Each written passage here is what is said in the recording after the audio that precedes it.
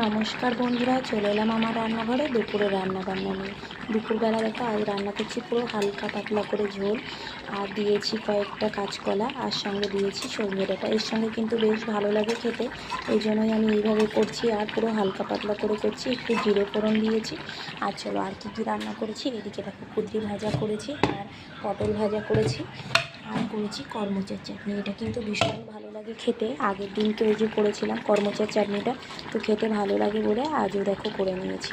আর এর সঙ্গে দেখো আমি দিয়েছি কি বলতো, কোনো মশলাই সেরকমভাবে দিইনি, খালি দেওয়া হয়েছে একটু আদা এক টুকরো, আর জিরে গুঁড়ো আর ধনে গুঁড়ো। আমি জিরেটা জানো তো বাড়িতেই গুঁড়ো করি, জিরে ধনে এগুলো বাড়িতেই করি।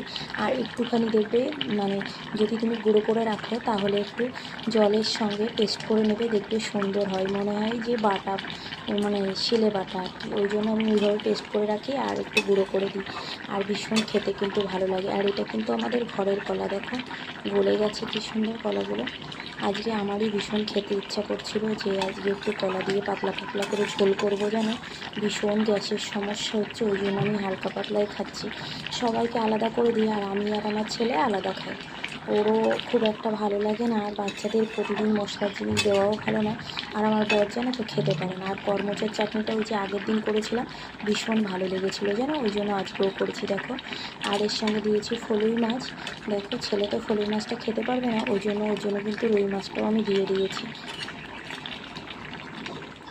দেখো এই যে একটা রুই মাছ দিয়েছি, একটা না অনেকগুলোই আছে।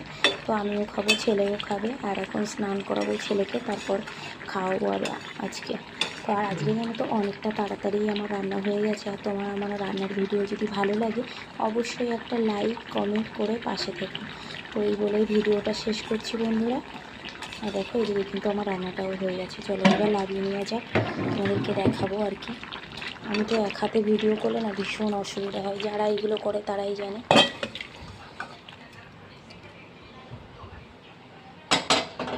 দেখো আমার কিন্তু তরকারিটা পুরো শুকনো শুকনো করেছি, পুরো মাখা মাখা কমপ্লিট হয়ে গেছে। তো এই